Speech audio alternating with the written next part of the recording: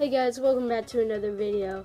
It's the Two Drews, and today we're going to be reviewing the Swiss Army knife. I really like this knife. I use it a lot. I whittle with it. I usually take it out when I'm hunting. It really helps when you're cleaning, which is always not the prettiest sight. Yeah. So here we start with a blade. I really like this blade because it's good for whittling.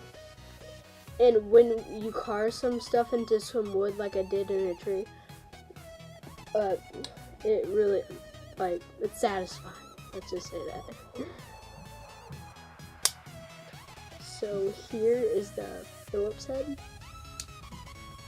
I can get it out. Phillips head.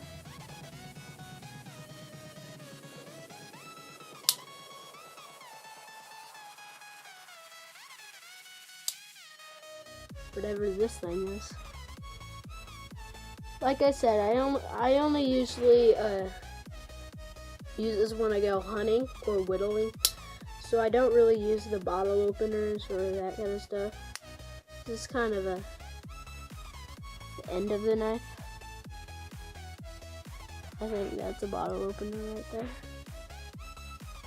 Well, so that's the smaller blade, big blade, small blade.